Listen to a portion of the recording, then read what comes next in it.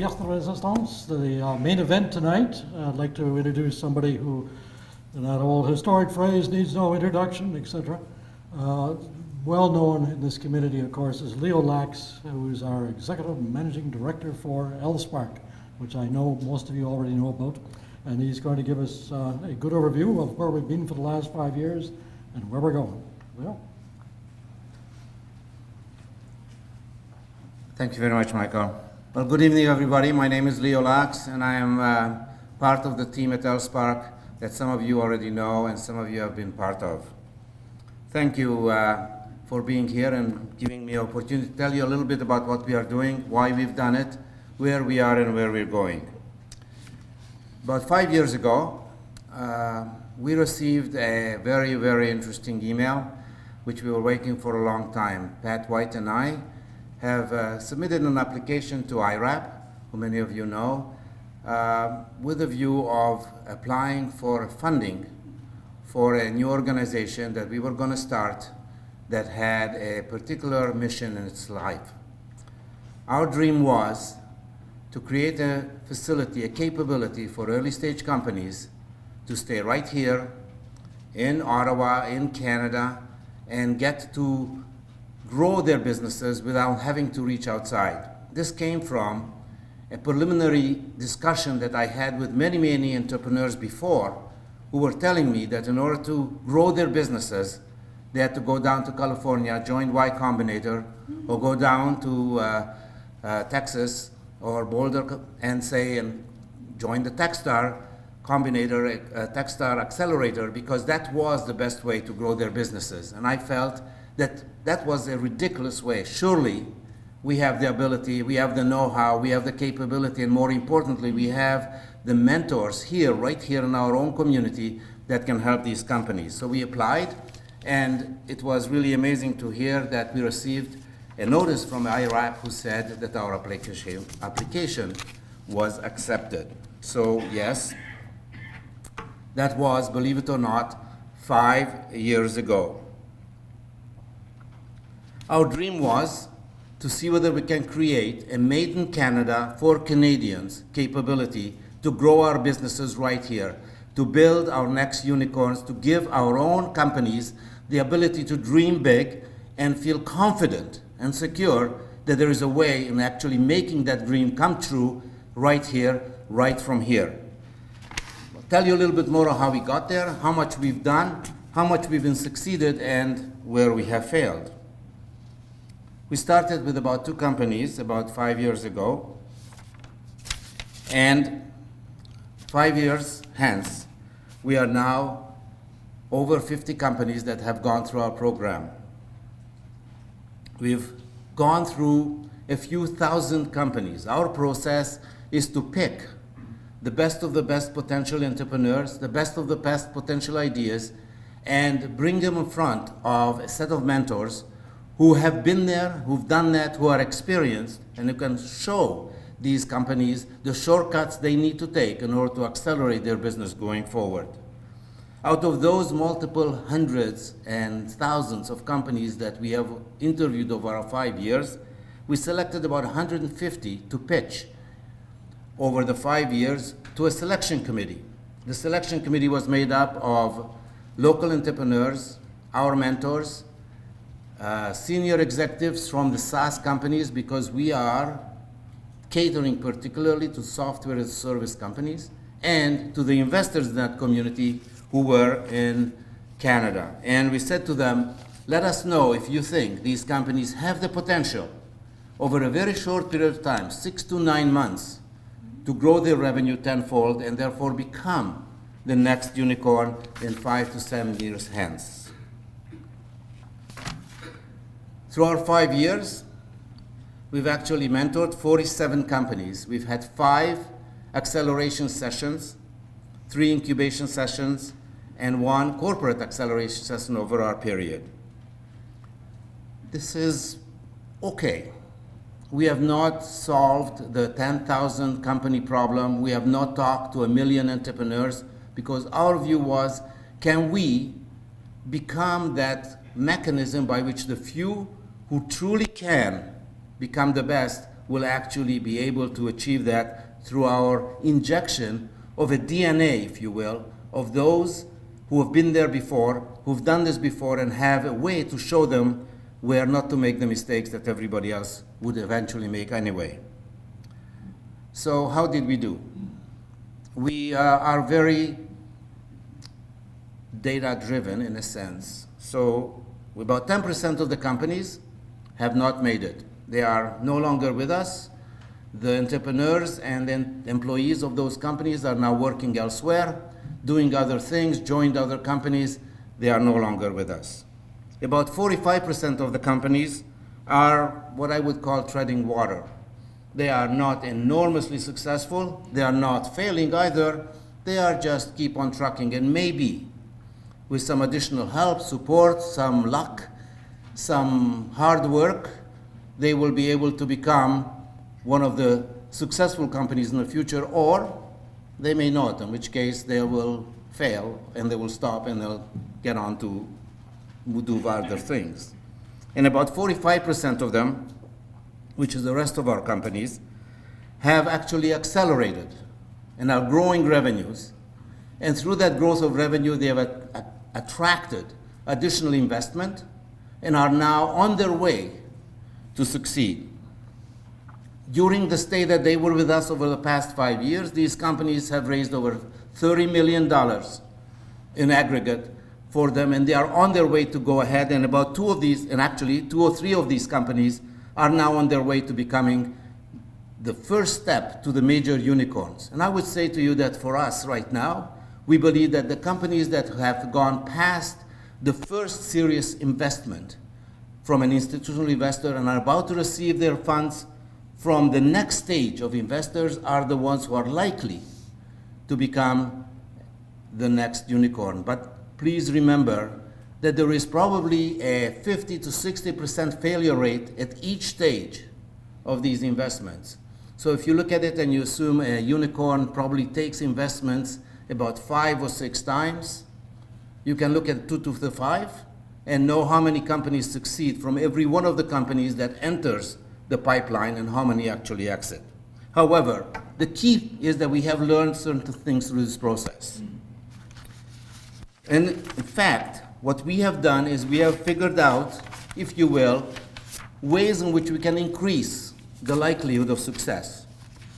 We are not necessarily good at it yet. We are still learning, and we are still continuing to change our approach and do other and new things going forward.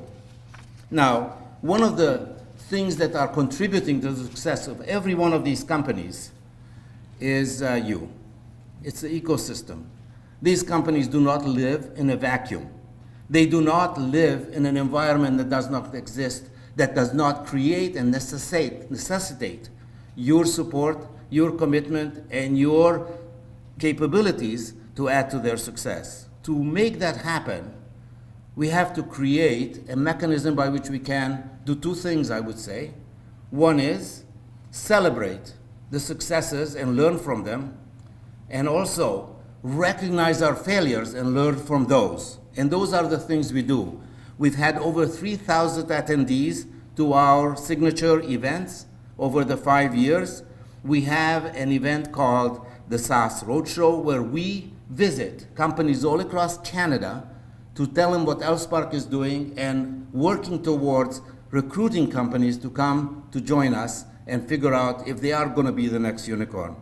We have a SaaS showcase that recently was right here in Ottawa. We have another one in Toronto where we celebrate the successes of our company and show others that A, it can be done, and the other is that success requires hard work, commitment, putting yourself way out there on the risk line, and sometimes hopefully successful.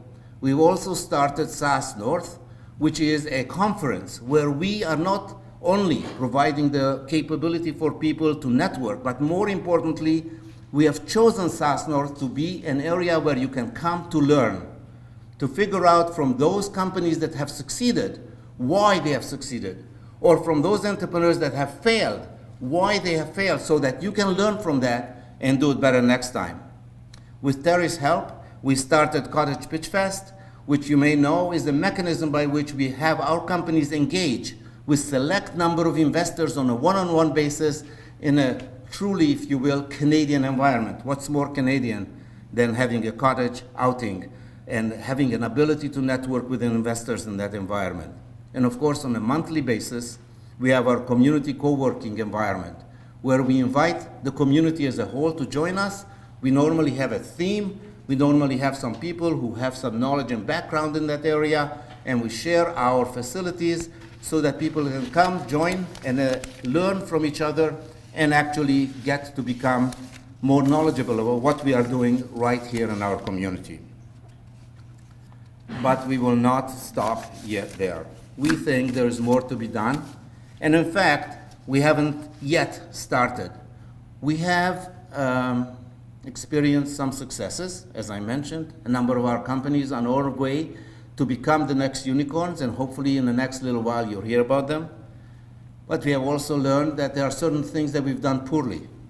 And what we do with those things is we identify them, we analyze them, we figure out why we have done so poorly, and then we fix it. Either we don't do it again, or we figure out how to get around that obstacle and make something happen again. And when we fail, there is one other element. Failure is not the end of the world. It's just the beginning of the next step. And therefore, you again, as I say, you fail, you figure out what you've done, you think about it, and you figure out what you have to do next in order to get on with your life and get on with your successes. Now, we also have decided that we have learned certain things that are worthwhile sharing with everybody else. We have identified certain areas where our ecosystem can be leveraging that which we already have here.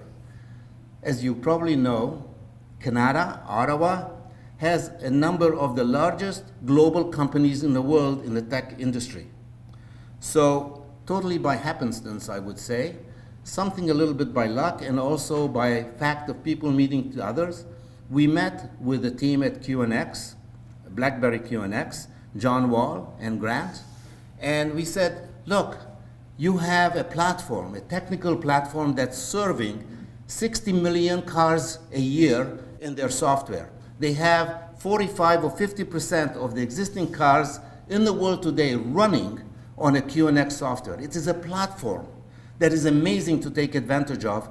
Can we work together to actually allow our ecosystem of smaller companies joining your capabilities and technology and your footprint in the world and combine those in order to create some opportunity?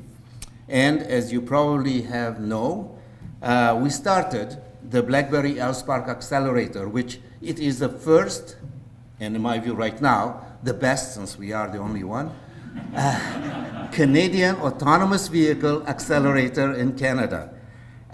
We have 7 companies who've joined us, anywhere from a public company called Martello, who many of you know, and to an early stage company out of the University of Montreal that are working to build a variety of applications that are sitting on top of the QNX platform.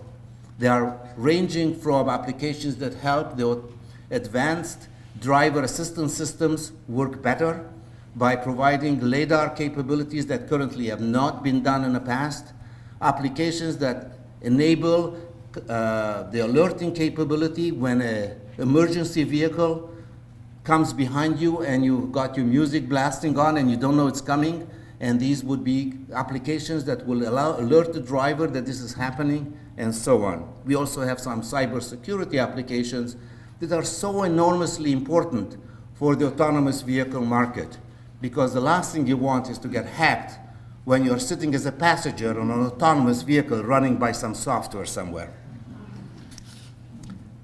And we haven't stopped there either. These 7 companies, by the way, are going to be showcasing their applications in May at the first and best autonomous vehicle test track right here in Ottawa. You probably don't know about it, or you may or may not have heard about it, but it's sitting right here in Ottawa opposite the Algonquin College, and it is an amazing track that allows autonomous vehicles in a protected environment, testing their software and engaging with an environment that's fully instrumented for use by autonomous vehicles. Our 7 companies will be demonstrating their capabilities in May, and stay tuned for further announcements going forward. But as I said, as usual, I am not satisfied, my team is not satisfied, and we should never be satisfied with just what we've got as a status quo. And so last week, we have announced another corporate accelerator. It's addressing another huge and an emerging market called the IoT market. IoT stands for Internet of Things, which means that everything is connected to everything else. And lo and behold, in order to make those connections happen, you require next generation technology. That technology is challenging. It's new. It's not yet well understood. And today, it's mostly insecure. We have then, through some, again, chance, some good luck, and some amazing collaboration, connected 3 Canadian companies to work together and build an end-to-end capability for those that wish to build products in this new IoT market, to be able to do that in a quick and rapid way. The 3 companies that are helping us do that are actually part of our secure IoT acceleration program that has been announced last week. We will be going over the next month across Canada, talking to entrepreneurs and companies about it, to recruit companies who are interested and are able and are willing to participate in the beginning of their journey of taking their existing IoT applications and putting them in a platform that is secure, that is easy to implement, and can get you to where you need to go in a very rapid way. In fact, we are challenging our companies that will join our accelerator to get that done in 4 months. So by October, if all things go well, you will be hearing from me where we are going to be presenting those 4 companies, which we are going to select from from across Canada to actually do this capability. The companies that have joined us are TELUS. TELUS is providing a very unique capability, which is a network for IoT applications called the LTM network. LTM is a particular standard for IoT applications. And TELUS is providing a mechanism to secure those networks in a very unique and very new and enabling capability. But that's not enough. You also need to be able to have an operating system that is secure, and who best to offer that operating system than our own BlackBerry. They are probably the best operating system in the market, we all know, and they've been working for the past 10 years to make sure it's not only the best, but it's also the most secure.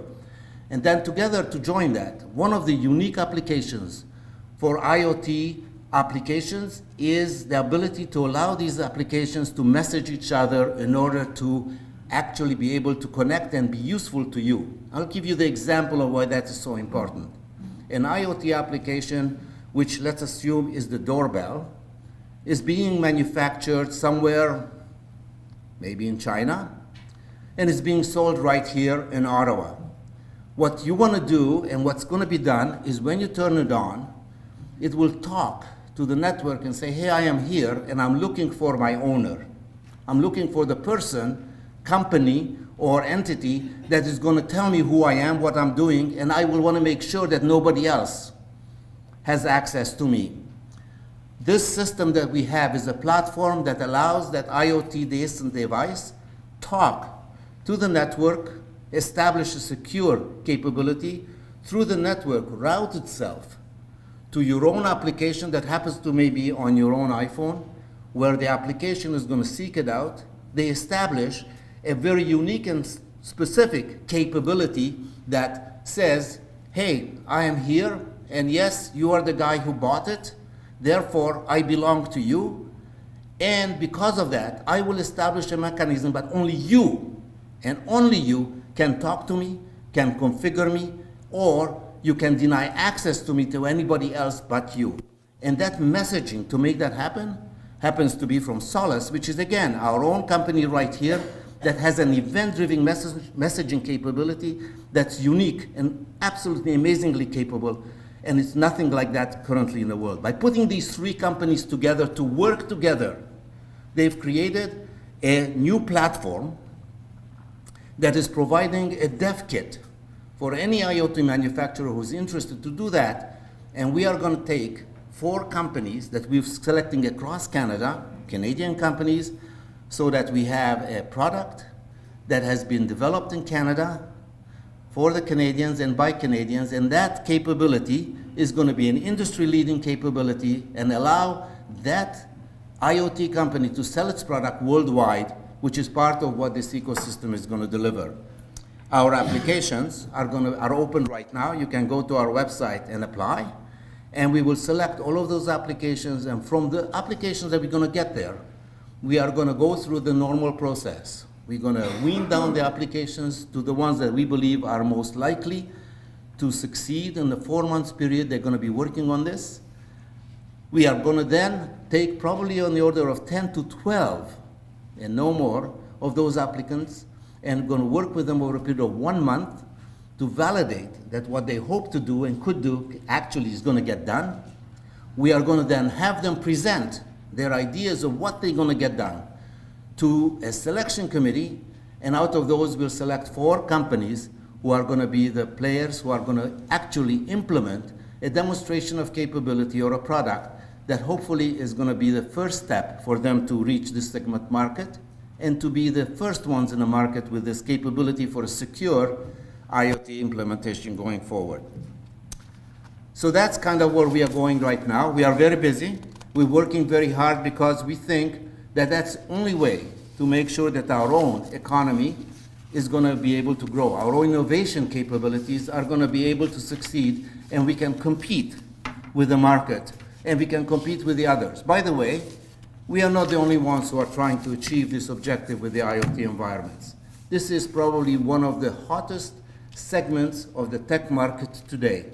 And we are hoping that with our capabilities, support of our strategic partners, you, our amazing entrepreneurs, and hopefully our luck, we will be able to actually succeed. Now, none of this would be possible without the support and capabilities of those who have made this happen. First and foremost, it is the community we are part of and we are living in, all of you.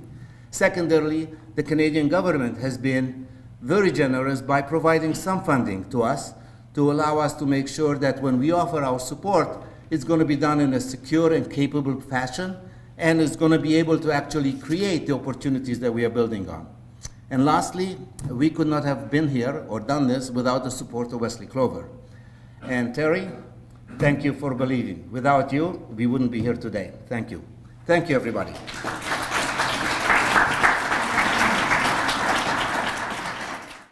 I'm really pleased with the number of people that turn up at Tech Tuesday. This is becoming quite a tech community event. You notice we're expanding more and more with the things we provide for the community because people like getting together. I mean, the fact of the matter is, tech is fun. If you're from the tech sector, there couldn't be a better time probably in tech to see such changes and have fun in the tech sector. It's global. Some of you may know a little bit about India. If I took you back 10 years ago, most people weren't connected. Now most people are connected. You know, a funny little thing is Jio, Reliance Jio. I think it was last year they added 100 million connected subscribers, 100 million. And yet TELUS in Canada, you know, they added, I think it was 90,000. And that was, you know, unbelievable. They added 100 million. I went there about 3 weeks ago and had an update from our trade offices that are there and from the High Commissioner, who, by the way, is a great guy. But, I mean, you think about it. You're looking at a globe which is dramatically changing. So everybody is like in the world of tech. You might be a retailer, sorry, you're a tech company now. You might be a government, you're a tech company now. You might, I don't care what it is. Like, tech affects everybody. Now, if you look at the globe, there's how many people in China? 1.4 billion people. It's bigger than all of Europe, 500 million, and all of North America, Mexico, US, Canada, another 500 million. If you extracted from China 1 billion people, it's still the second biggest country in the world. And I didn't finish about that. How about India? Would that be 1.4 billion? And they're all connected, not 30 years ago. Now, I'm privileged in life to be in tech all my career and participating in India, in China, in Asia, in Australia, in Europe. I've watched the tech sector change. There has never been a more exciting and interesting time. The funnel is what impresses me. The number of little companies that say, I'd like to work with you, Leo and LSpark, and typically every year it's about 300. 300 companies say, I'd like to be part of this. Then with paper evaluation, it comes down to 30. Then those little teams, typically I would say 3, 4, 5 people, they're little companies. They have to stand on stage with a group of about 20 people, they're all really professional, and they look at it and they rate it. And then we take out 10. So it's a 300 to 10 funnel. Guess what? Most of them are successful. And they get involved with the people that were rating them, and clunk, clunk, clunk. They get professionals, little graying hair, the people with know what they're doing, and boom, they're mainly successful. That has been an incredible success story. So I just want to thank you again, Leo. Great presentation tonight, and it's my pleasure to work with you. It is mine. Our pleasure is mine. Thank you. Thanks everybody for coming.